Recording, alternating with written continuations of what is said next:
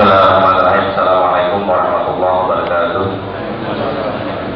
Alhamdulillah alamin wassalatu wassalamu ala asyrofil anbiya wal mursalin wa ala alihi wa sahbihi ajma'in. Rabbi shrah li sadri wa yassir li amri wa hlul 'uqdatam min lisani yafqahu qawli.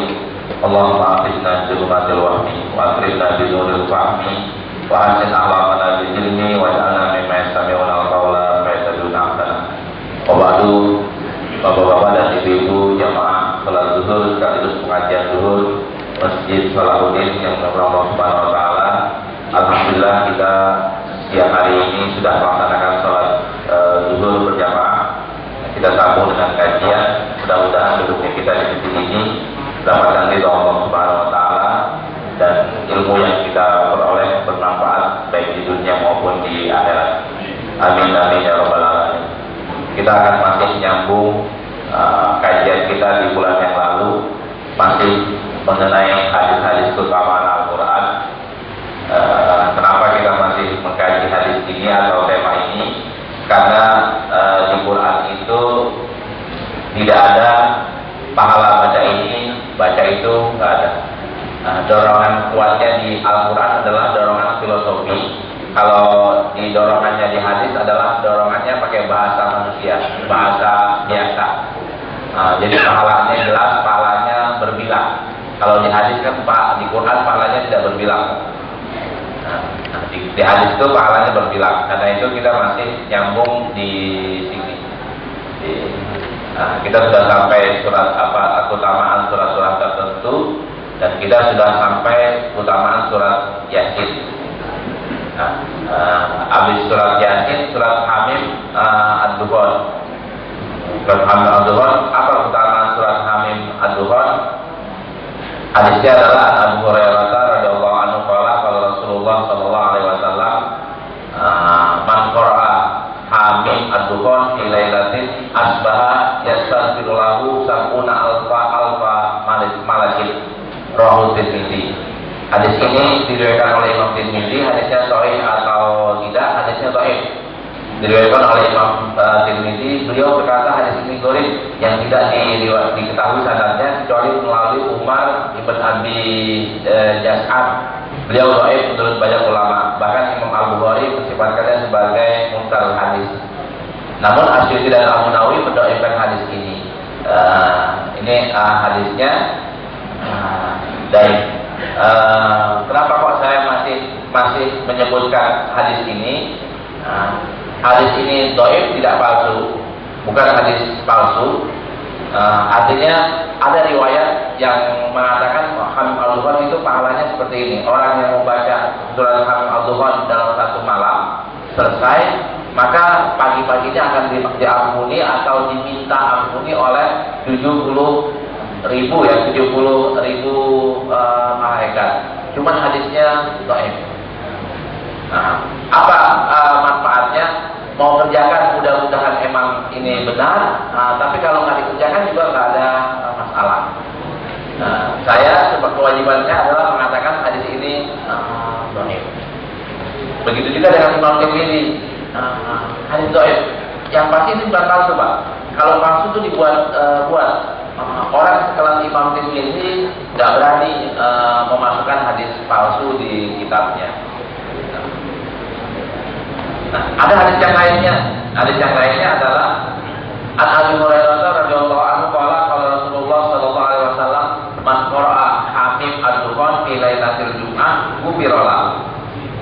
Barang siapa yang baca surat Hamim Ad-Dukhan di malam Jumat, maka akan diampuni dosanya.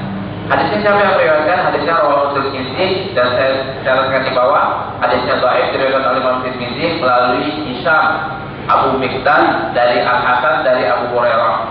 Al-Tirmidzi berkata bahwa sanad hadis ini gharib. Pada sanadnya terdapat perawi yang lemah yaitu Hisham Abu Mikdan. Dan kemungkinan juga sanadnya terputus. Hadis ini juga menurut Imam Suyuti dan Imam Al-Munawi, hadis ini juga dhaif. Cuman ketika dua hadis yang sama, Pak, sama-sama keutamaan Hamim Ad-Dukhan, berarti kan Hamim Ad-Dukhan punya keutamaan sekalipun riwayatnya dhaif dan dhaif. Karena itu saya gabunglah dua surat ini dalam satu bab yang sama. Cuma bedanya apa? Kalau yang beda yang hadis yang pertama adalah yang akan memintakan ampunan kita 70.000 malaikat. Kalau hadis yang ini akan diampuni dosanya. Nah, kalau saya pikir-pikir, orang yang baca istighfar, sayyidul istighfar saja itu bisa diampuni dosanya. Apalagi orang yang baca hamim ad-duhan yang lebih panjang, Pak.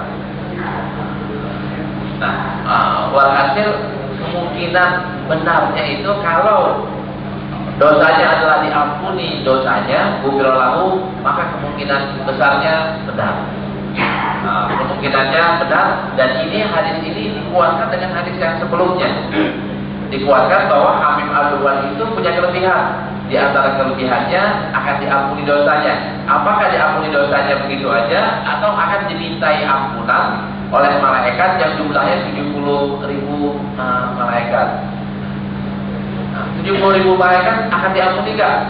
Allah Subhanahu wa taala, satu malaikat tadi bisa diampuni, Pak. Permohonan satu malaikat tadi bisa dikabulkan, apalagi 70.000. Akan tapi kalau Allah nggak mengampuni, Pak, jangankan 70.000, 100.000 malaikat juga Allah nggak akan ampuni. Walhasil ulama banyak yang menggabungkan antara beberapa surah, ya Pak. Di antaranya mungkin bisa baca surat Al-Fatihah ini. Kalau aku baca ini, ya minta ampunan. Ya Allah, mudah-mudahan Kau mengampuni dosa-dosa saya. Sama kemarin yang minggu yang lalu kita baca surat Yasin, ya, baca utama surat Yasin. Nah, boleh nggak kita meniakan untuk orang tua kita yang sudah meninggal atau paman kita yang sudah meninggal? Nah, niat kok. Niat kan berubah menjadi doa. Berarti Bapak tinggal mendoakan.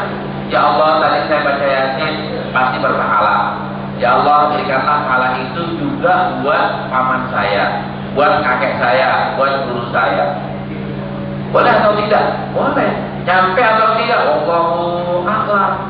Nyampenya wallahu a'lam. Tapi bolehnya atau tidak? Bolehnya berubah menjadi doa. Doa maka boleh.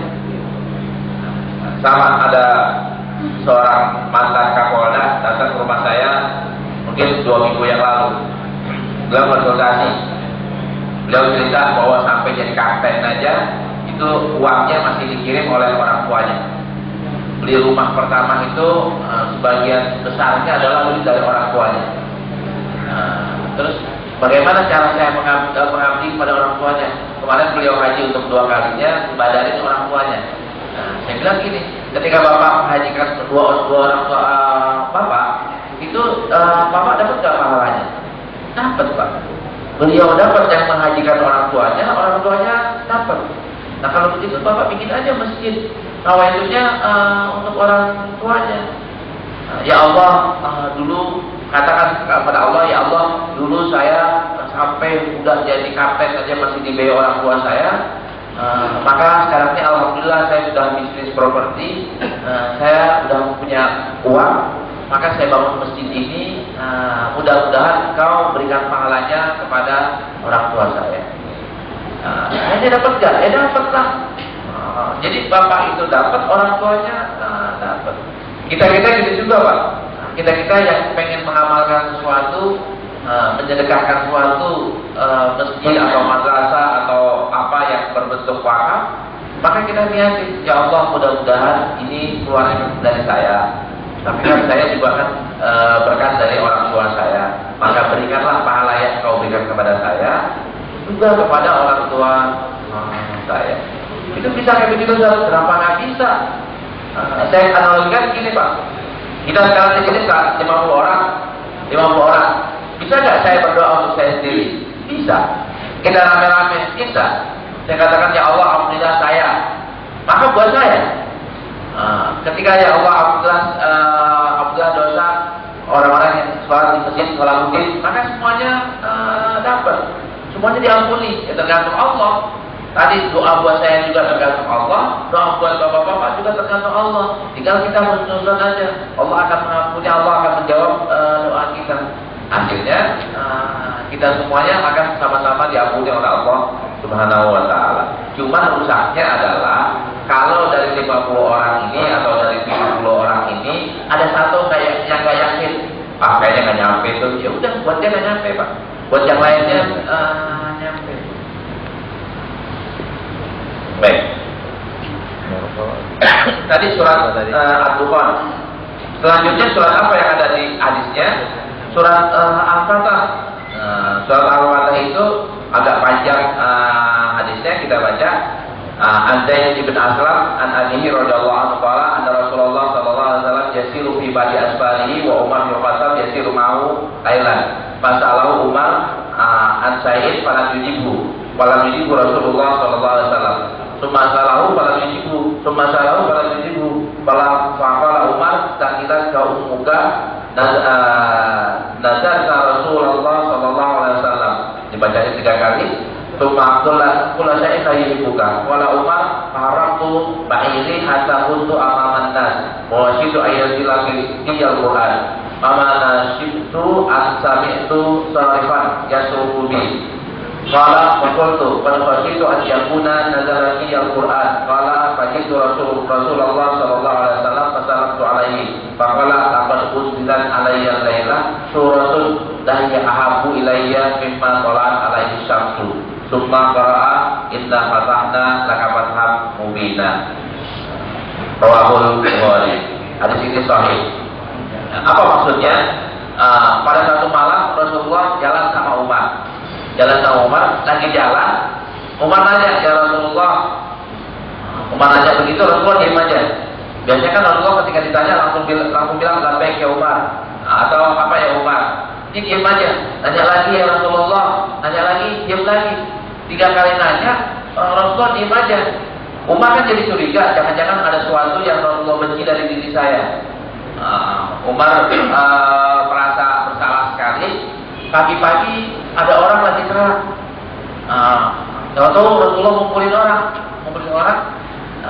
Umar takut ini jangan-jangan ada ayat yang turun yang mencaci maki atau yang mengingatkan Umar akan kesalahannya.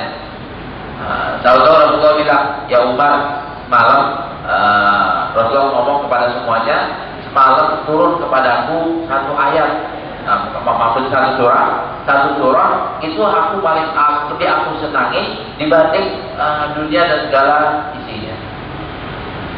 Surah ini lebih aku senangi dibanding dunia dan segala isinya. Surah apa itu? Inna fatahna laka fatham mubina.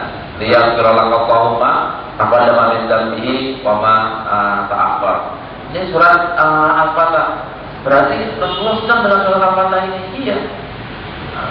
Inna fatahna laka fatham mubina. Nah, ini keutamaan surat Al-Fatah. Keutamaan surat yang selanjutnya, surat Al-Fatah yang ada hadisnya adalah surat Tabarok. Ini paling banyak dibaca di kalangan masyarakat kita. Habis surat Yasin, ya surat Tabarok. Apa keutamaan surat Tabarok? Ibn Abbas radhiyallahu anhu qala daraba ba'du ashabi Nabi sallallahu alaihi wasallam tiba'ahu ala qabrin wa huwa la yahsibu annahu qabrun fa idza fihi insanun yaqra'u surata tabarakalladzi bi yadil mulk hatta qadamaha fa Nabi sallallahu alaihi wasallam faqala ya Rasulullah inni darabtu tibai ala qabrin wa ana la ahsibu annahu qabrun fa idza fihi insanun yaqra'u surata tabarakal mulki hatta qadamaha faqala Rasulullah sallallahu alaihi wasallam iyal maniyah iyal munjiyah tunjihi min azabil qabr. Rawahu Tirmidzi.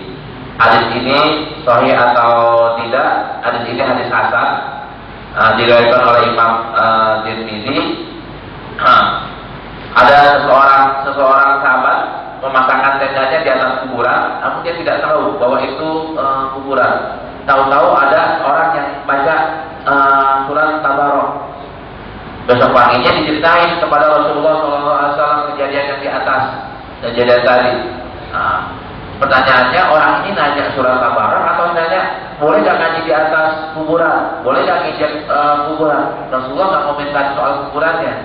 Rasulullah komentari surat Tabaroknya.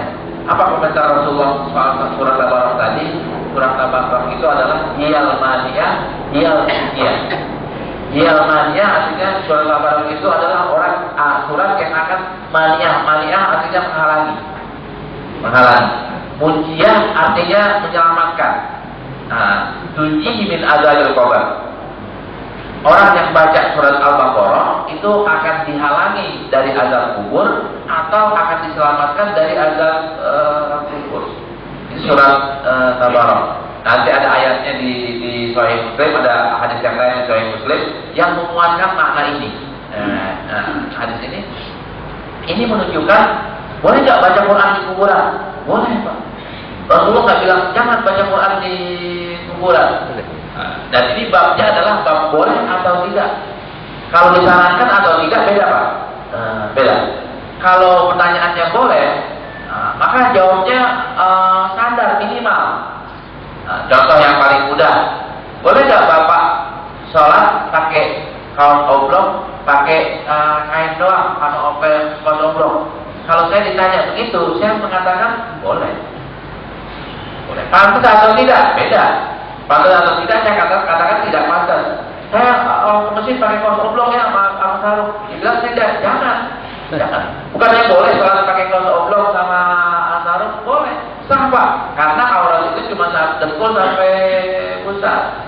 Bukan berarti boleh itu disyaratkan, bukan. Sama. Jumatan, boleh nggak Jumatan pakai kaos sama pakai celana jeans? Boleh. Saya motif pakai kaos, pakai jeans, pakai kaos. Apalagi kaosnya merah lagi tulisannya. Boleh atau enggak? Kalau sah atau tidak? Sah, Pak. Emang ada rukun sholat, rukun khutbah adalah pakai baju putih, pakai jubah? Kan enggak. Rukunnya adalah menutup aurat. Dan ternyata khotibnya udah menutup aurat. Cuma pantas atau enggak khotib pakai kaos MU? Kan enggak pantas. Ini kan permasalahan pantas beda lagi. Begitu juga dengan ini. Boleh nggak orang baca Quran di kuburan? Boleh. Boleh nggak membacakan Quran di kuburan? Boleh. Yang nggak boleh di mana baca Quran? Di WC nggak boleh. Di tempat di kandang kambing atau di kandang sapi nggak boleh.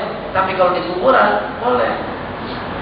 Berarti kalau misalnya saya mendoakan bapak saya harus bacanya di kuburan? Ya enggak. Silakan aja baca di rumah, silakan aja baca di masjid. Tapi boleh juga baca di kubur. Lengkap ya. Jadi bahasanya adalah boleh, Pak, bukan disyaratkan. Nah, teman-teman yang di NU atau saudara-saudara dari NU kan bacanya selalu di kubur. Teman-teman yang di Muhammadiyah bacanya di rumah. Kan nyampe juga, ya silakan aja. Mau bacanya di rumah boleh, mau bacanya di kubur boleh. Ya, yang lain, An Abu Hurairah radhiyallahu anhu an Nabi sallallahu alaihi wasallam qala inna suratan minal Qur'an salasuna ayat syafa'at dirajulin hatta ghufira lahu wa hiya suratu tabarakalladzii biyadihil mulku. Rawahu Abu Dawud dan Tirmidzi wa Ibnu Majah wa Ahmad wa Ibnu Hibban wa Hakim wa Sahahu. Hadis ini sahih, Pak. Diriwayatkan oleh beramai-ramai, ada Abu Dawud dan Tirmidzi, Ibnu Majah, Ahmad, Ibnu Hibban dan Al-Hakim. Dari Abu Hurairah, Rasulullah sallallahu alaihi wasallam bersabda, sesungguhnya di Quran itu ada satu surah yang isinya cuma 30 ayat. Dan surat ini akan memberikan syafaat kepada seseorang sampai dia diampuni dosanya. Nah, surat apa ini? Surat Tabarakalladzii biyadihil mulku wa huwa ala kulli syai'in qadir. Nah, walhasil ulama-ulama juga diajarkan kepada orang awam surah yang minimal dihafal. Biasanya selain surat Yasin, surat Tabarak. Bukan yang kulhu ke bawah. Ya, habis kulhu mungkin Al-Asr, Al-Nasr. Al-Nasr loncatnya kemana, Pak? Al-Nasr udah loncatnya ke Al-Ghasyiyah. Mungkin Al-Ghasyiyah akan dibuat sholat Jumat. Al-Ghasyiyah sama Sabi Ismarabikal A'la. Loncatnya lagi ke Tabarak. Kenapa kok Tabarak? Ngarep-ngarep kalau kita sering-sering baca Tabarak, kita bisa mendapatkan maniah munjiyah. Kalau kita aturannya diadab di kubur jadi tidak. Kalau emang udah diadab jadi diselamatkan. Ini keutamaan surat Tabarak. Jadi kalau Bapak lihat di Majmu' Syarif umpamanya ya, atau di kumpulan surah-surah tertentu yang suka dibaca di masyarakat, itu pasti ada surat Yasin, ada surat Tabarak. Kadang-kadang orang tambah surat Waqiah, surat Ar-Rahman, tapi yang pasti itu adalah surat Yasin sama surat Tabarak. Kenapa surat Tabarak? Ini keutamaannya. Dan udah kayak gitu, surat Tabarak kan cuma 30 ayat, Pak. 30 ayat kan jadi pendek ya. Kita lihat surat Tabaraknya.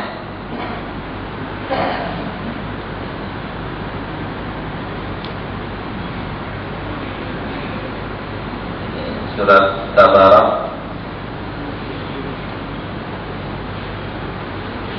surat Al-Mulk ya.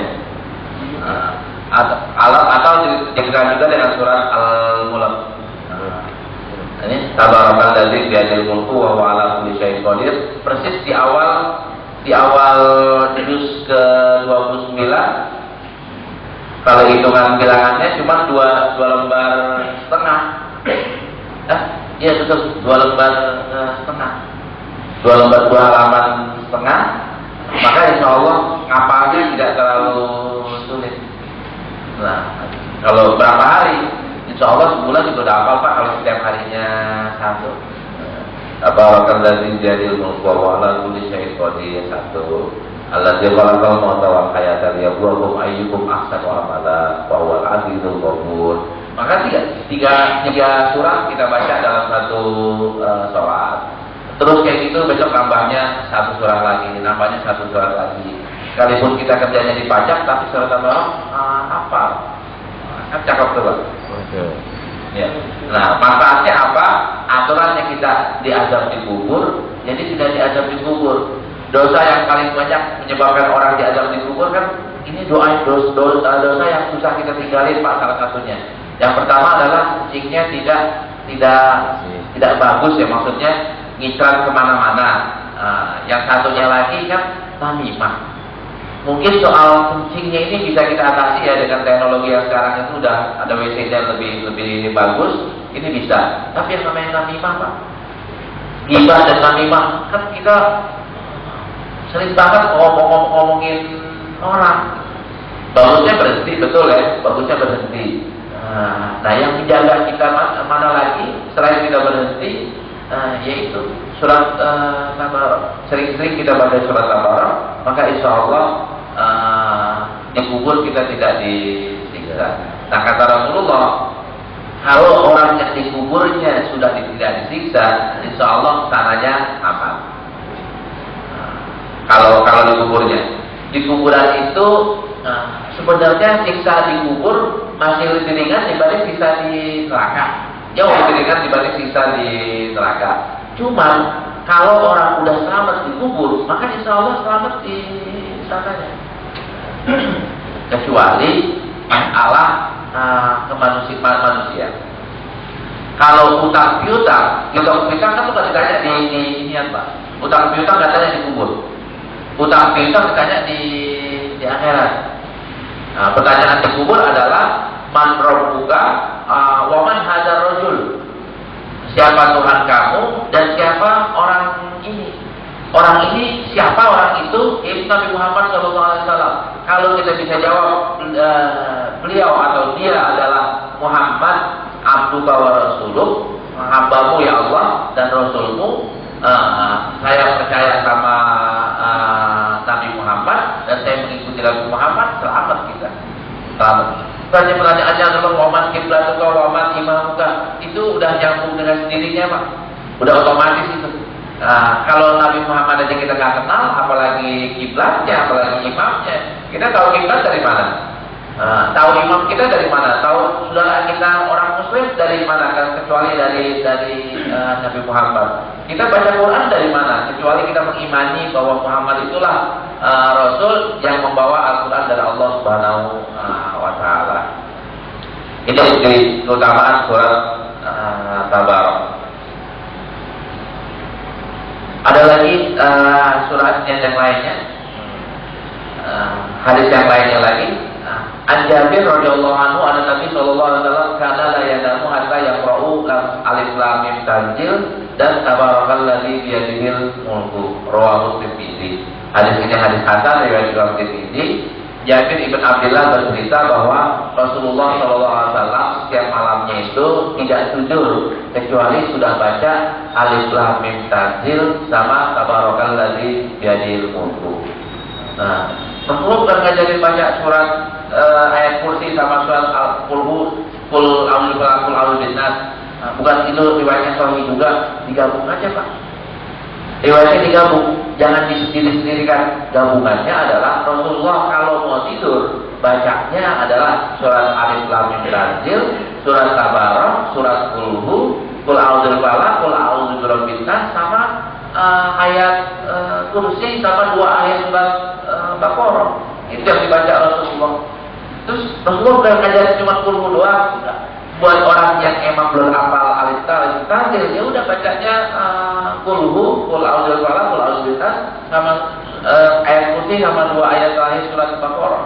Yang hafal juga silakan aja potong lagi. Yang hafal juga bacalah bismillahirrahmanirrahim ayat atau bismillah.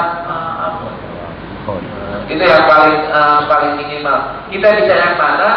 Kan beda Pak. Bapak baca bismillahirrahmanirrahim, bismillah dengan baca ayat kursi sama 2 surat terakhir surat Baqarah. Orang yang dijanjikan sama Rasulullah di sini, ayat hadisnya ada. Orang yang baca ayat kursi sama 2 ayat surat Baqarah, dia tidur, maka nggak ada jarak antara dia dengan surga kecuali belum meninggal. Kenapa kok kayak begitu? Di situ kan ada Rabbana la tu'akhidna in nasina aw akhtana. Pengampunan ada, tauhid ada. Berarti kalau doa kita dikabulkan oleh Allah, dosa kita diampuni, iman kita full. Berarti kita juga termasuk orang-orang yang makana akhiru kalami la ilaha illallah. Termasuk orang yang akhir perkataannya la ilaha illallah. Dari mana? Ya yang kita sebutin kan Allahu la ilaha illallahul hayyul qayyum la ta'khudhuhu sinatun wa la naum. Berarti kan masuk. Apalagi kalau Bapak baca surat apa? Selamatlah di kubur. Itu keutamaannya. Nah, saya boleh nggak Ustaz baca yang tadi doang, nggak pakai baca tabarok. Kalau soal boleh mah boleh aja. Kan tadi kita katakan Bismillahirrahmanirrahim saja boleh. Apalagi lengkap kayak gitu. Manfaatnya apa Ustaz kalau lengkap? Manfaatnya adalah masuk surganya duluan. Kalau Bapak bacanya cuma Bismillahirrahmanirrahim dengan orang yang lain, istri Bapak bacanya pakai yang dari tabarok ini, apalagi pakai Alif Lam Mim Tanzil, amalannya yang lainnya adalah sama, maka istri Bapak maksudnya masuk surganya duluan. Gara-gara kita cuma baca Bismillahirrahmanirrahim, istri kita baca surah-surah yang diajarkan oleh Rasulullah SAW. Sama seperti kalau orang sedekahnya, saya sedekah 2,5%, zakat saya 2,5% cukup ya. Saya nggak pakai sedekah-sedekah yang lainnya. Di hadis yang lain Rasulullah bilang cukup kok Pak, cukup 2,5%, nggak usah pakai sedekah yang lainnya. Tapi masuk surganya mau nggak kalau terakhir? Kalau mau ya silahkan. Saya sholatnya nggak usah pakai sholat sunnah, boleh nggak? Boleh Pak. Bapak sholat zuhur aja, datang sholat zuhur, habis sholat zuhur, assalamualaikum, langsung jalan, nggak usah pakai wiridan, boleh nggak? Boleh. Sah nggak sholatnya? Sah. Kalau di kubur masuk di kuburnya di mana? Tetap di bukan di pahlawan Kalibata, tapi di pemakaman Muslim. Tetap di pemakaman Muslim. Cuman kapan masuk surganya? Ini yang membedakan antara orang yang pakai tambah sunnah, tambah qobliyah, tambah ba'diyah, tambah wirid, tambah doa sebelum tidur atau dengan ayat sebelum tidur. Apalagi ditambah lagi dengan wudu sebelum tidur. Nah, enaknya kalau emang lempeng terus, enak Pak, lempeng. Jadi husnul khotimah. Kita dalam keadaan suci, yang kita baca tauhid, dan kita minta istighfar. Udah, lengkap jadinya. Baik, masih ada satu lagi surat Zalzalah, Idza Zulzilat, dengan surat Al-Kafirun sama surat An-Nasr. Apa keutamaannya? Keutamaannya An-Anas bin Malik radhiyallahu anhu qala Rasulullah sallallahu alaihi wasallam man qara'a idza zulzilat mudilat lahu bi nisbil Qur'an. Wa man qara'a qul ya ayyuhal kafirun mudilat lahu bi rubil Qur'an. Wa man qara'a qul huwallahu ahad mudilat lahu bi sulusil Qur'an. Rawahu Tirmidzi. Hadis ini sahih atau tidak? Hadis ini singkat saya dhaif ya. hadisnya dhaif, riwayat Imam Tirmidzi. Barang siapa yang baca surah Idza Zulzilat itu sama dengan setengah Quran. Yang baca Qul ya ayyuhal kafirun sama dengan seperempat Quran. Yang baca Qul huwallahu ahad sama dengan sepertiga Quran. Mana hadis yang sahihnya? Yang hadis yang sahihnya adalah yang sepertiga Quran Qul huwallahu ahad. Itu ada riwayat yang lainnya, riwayatnya sahih. Cuman kalau yang ini itu ada tapi riwayatnya sahih. Kalau begitu saya baca gimana? Boleh-boleh aja Pak. Boleh-boleh aja. Tidak baca Idza Zulzilat sama baca Qul ya ayyuhal kafirun, sama baca Idza jaa nasrullahi wal fath sama Qul huwallahu ahad. Sama dengan sudah lengkap baca Qur'annya. Karena itu ini mohon maaf ya. Teman-teman yang di kalangan Pak Haji pasti sering lihat di kalangan NU khatamin Qur'annya mulai dari Al-Nasr atau kadang-kadang dari Al-Hakumut Takasur ke bawah Pak. Wadduha ke bawah ya, wadduha ke bawah atau Al-Hakumut ke bawah atau orang baca malam tarawihnya bacanya dari Al-Hakumut. Kalau baca Al-Hakumut, Idza Zulzilatnya nyampe, dapat, Qul ya-nya dapat, Idza jaa nasrullahi dapat, Qul-nya dapat. Itu sama dengan sudah satu Quran. Sama dengan satu Quran. Tapi maksudnya satu Quran kan bukan berarti satu Quran beneran. Pahalanya sama dengan baca satu Quran. Kalau kita baca satu Quran beneran, nanti kan ada plus Baqarah, plus Ali Imran, plus Yasin, plus ini, plus itu. Berarti kalau baca beneran itu lebih banyak lagi. Itu sama dengan seperti orang membaca seluruh Al-Quran. Ini sama dengan orang membaca sepertiga Al-Quran, setengah Al-Quran, atau seperempat Al-Quran. Di hadis yang lainnya, Idza Zulzilat tahdilu nisful Quran, wa qul huwallahu ahad tahdilu sulusul Quran, wa qul ya ayyuhal kafirun tahdilu rubul Quran. Ini sama. Cuman bedanya adalah perawinya. Kalau tadi dari Abu Hurairah, ya maaf dari Anas, sekarang ini dari Abdullah bin Abbas. Perawinya sama-sama Imam Tirmidzi dan riwayatnya tetap sama-sama dhaif. Hadisnya juga dhaif. Nanti Pak. Nanti. Ketika dhaif sama dhaif, maka hadis ini menunjukkan bahwa punya asal. Kata ulama hadis punya asal. Berarti nggak bisa hadis ini dikatakan sebagai hadis palsu. Hadisnya punya sumber. Walhasil boleh nggak kita amalin? Boleh.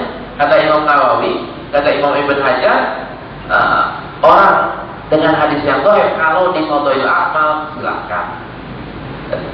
Walhasil banyak ulama yang ketika ngewirid ya, wiridannya beliau itu ditambah dengan Idza Zulzilat sama Qul ya ayyuhal kafirun, Idza jaa nasrullahi wal fath. Ngarep-ngarep adalah sudah nyambung satu Al-Quran. Banyak juga ulama-ulama saya pakai yang sahih aja. Pakai sahih aja, maka yang dikumpulin adalah Qul a'udzu birabbil falaq, Qul a'udzu birabbin nas, sama ayat kursi, sama dua ayat terakhir di surat Al-Baqarah. Saya bikin wiridan, saya ngambil yang sahih-sahih itu Pak. Qul a'udzu birabbil falaq, Qul a'udzu birabbin nas, ayat kursi sama dua ayat terakhir surat Al-Baqarah. Tidak salah orang kalau nyambungin atau nambahin dengan Idza Zul atau Qul ya ayyuhal kafirun. Baik, waktunya tinggal 5 menit. Nanti minggu depan atau bulan depan kita sambung ke hadis yang selanjutnya. Ada yang ingin bertanya, saya persilakan. Ambil.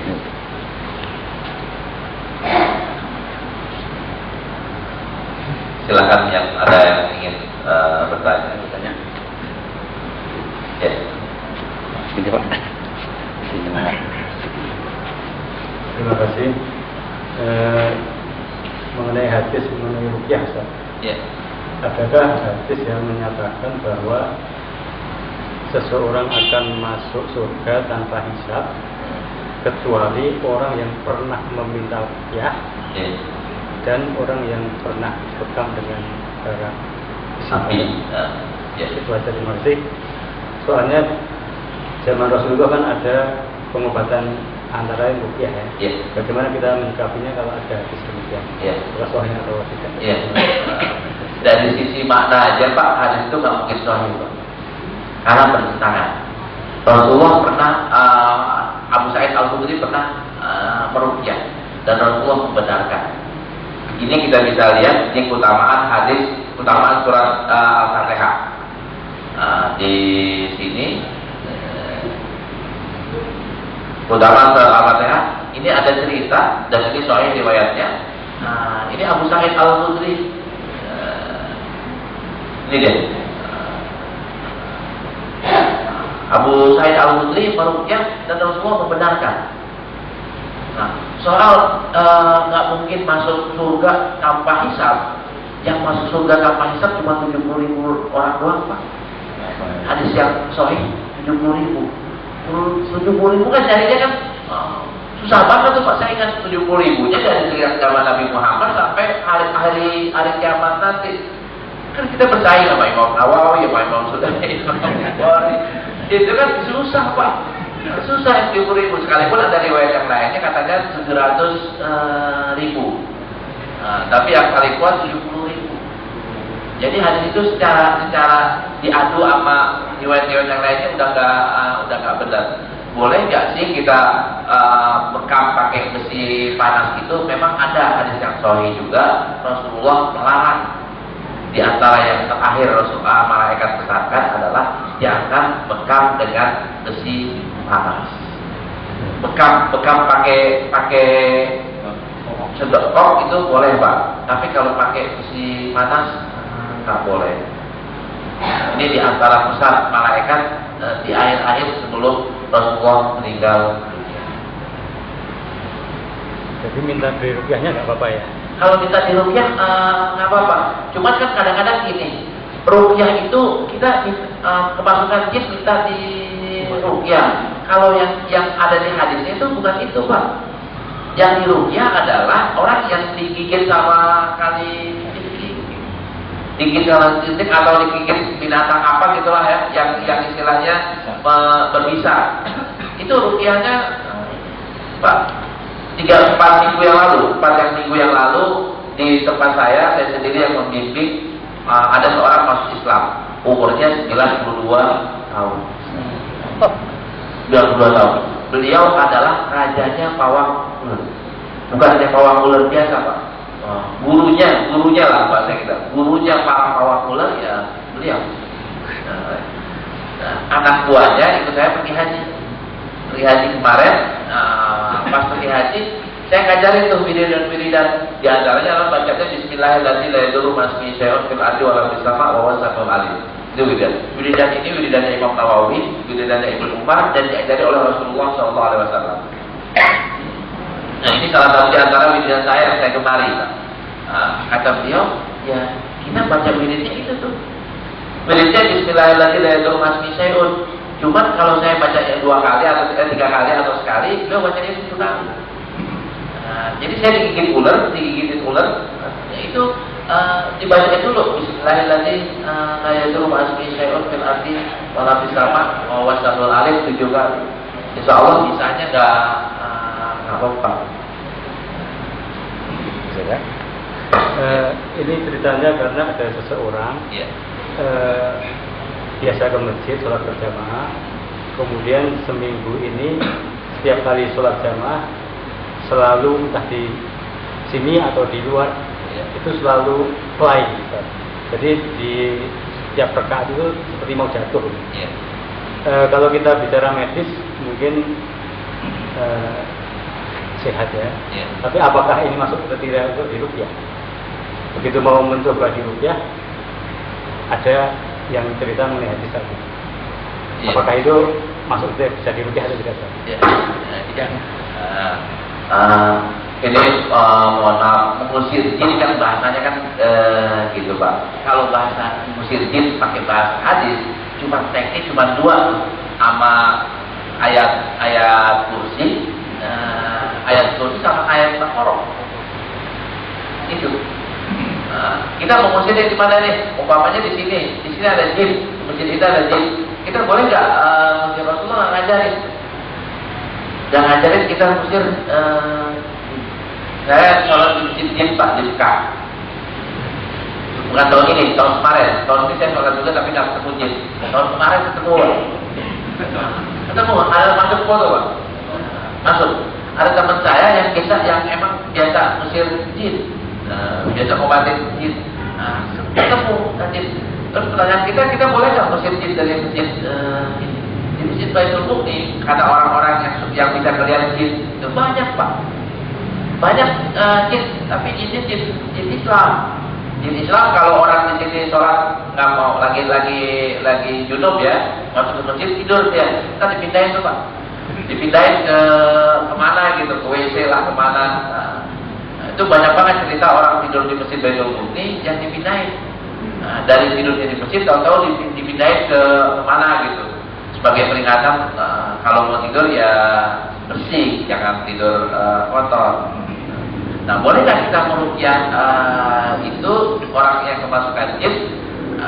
Kalau bacaannya tadi itu adalah surat Baqarah sama surat ayat kursi, maka menurut pendapat saya boleh. Tapi adakah diajarkan oleh zaman Rasulullah? Diajarkannya tadi itu Pak, yang pakai Abu Hurairah yang nangkep jin.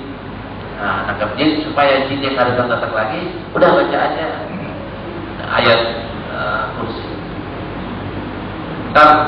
Ini kan kita baru surah ya, baru surah. Insya Allah pertemuan selanjutnya kita akan baca keutamaan surah ayat kursi Pak, ayat-ayat tertentu. Di sini ada surat kursi, ayat kursi. Di antara keutamaan surat ayat kursi adalah bisa mengusir jin atau makhluk-makhluk halus.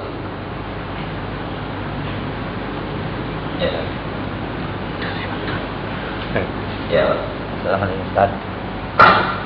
Saya bertanya begini, ada Ustaz mengatakan bahwa kalau membaca surat Al-Hasr tiap malam, insya Allah akan diturunkan 16.000 malaikat untuk menjaga keselamatan. Ya. Itu ada hadis apa tidak? Kalau mohon dijelaskan. Surat Al-Hasr. Ya. Saya berusaha Pak, semua ayat, semua hadis yang berkaitan dengan keutamaan surah itu saya kumpulin dengan syarat aja dah, tidak palsu. Kalau masih doib aja mah masuk gitu. Nanti diantaranya tadi Hamim Alif Lam Mim Tanzil ya, Hamim Al-Quran itu ini doib saya masukin. Nah yang Al-Hasr nggak ada Pak, nggak ada. Nah, repotnya kan gini, kita udah kasih tahu di awal bahwa ada orang Ibn Abi Maryam namanya, itu menulis hadis palsu tentang keutamaan Al-Quran dan tentang 4.000 ya. 4.000 hadis palsu tentang keutamaan Al-Quran. Dan kata Ibn Hajar, gak sedikit ulama-ulama tafsir yang kecelek Pak, masukin hadis itu dalam tafsir mereka. Nah, walhasil kata Ibn Hajar sedikit banget. Imam Nawawi yang kehati-hatiannya kita akui ya, ada di kitab Riyadhus Shalihin ya, itu masukinnya Habib Abdullah nggak masuk Pak. Yang dimasukin beliau mengatakan yang pasti sahih utamaannya adalah Baqarah, Ali Imran, sama Kulhu, Alhamdulillah, sama Tabarok. Al-Hasr Mas. Nggak ada. Ada seperti itu, Ustaz. Boleh nggak kita baca Al-Hasr setiap malam? Boleh. Saya nanya, kita dihamil ya, 16.000 malaikat turun menjaga kita. Iya. Nggak ada. Ya, terima kasih Ustaz. Yang sahih nggak ada Pak ya? Baik. Ya, ini aja yang sudah selesai Ustaz. Mohon doanya. Baik. Mudah-mudahan kita semuanya bisa mengamalkan hadis-hadis yang diajarkan oleh Rasulullah SAW. Sebelum saya tutup, saya cuma ingin ingatkan kemarin yang minta indeks tematik sudah disiapkan, udah ada stoknya ya. Yang pengen mengetahui nyari hadis, nyari Quran di mana, tema apa, itu tinggal tulis aja tentang sabar atau tentang nikah seperti yang pernah kita angkat. Ini ayat-ayatnya tinggal di ini dan disebarin melalui Twitter atau Facebook, mau dengerin pakai suara juga bisa. Ini kemarin pada minta saya nggak bawa, dan hari ini stoknya udah ada. Bisa dimiliki dengan harga hanya Rp50.000. Baik, kita baca Fatihah, mudah-mudahan kita semuanya termasuk orang-orang yang dekat dengan Al-Quran, mencintai Al-Quran, dan diselamatkan lewat Al-Quran dengan mendapatkan syafaat Al-Quran. Dengan niat tadi Al-Fatihah. Bismillahirrahmanirrahim. Alhamdulillahirrahmanirrahim. Ar-Rahmanirrahim. Maliki yaumiddin. Iyyaka na'budu wa iyyaka nasta'in. Shiratal mustaqim. Shiratal ladzina an'amta 'alaihim ghairil maghdubi 'alaihim waladdallin. Ya Rahim, ya Allah, ya Rahman, ya Rahim, ya Rabbah. Allahumma inna ala dzikrika wa syukrika wa husni ibadatika wa la tajal mustaqim. Allahumma anfa'na bil Qur'an wa ja'alna manhajal ma'mur wa hudan wa rahmah. Allahumma dzakirna minhu ma nasina wa 'allimna minhu ma jahilna wa dzukna tilawatahu ana al-laili wa atrafan nahar waj'al lana hujjatan 'alaina bi rahmatika ya arhamar rahimin. Rabbana atina fid dunya hasanah wa fil akhirati hasanah wa qina adzabannar. Wa sallallahu ala sayyidina Muhammad wa ala alihi wa sahbihi wasallam. Walhamdulillahi rabbil alamin. Assalamualaikum warahmatullahi wabarakatuh.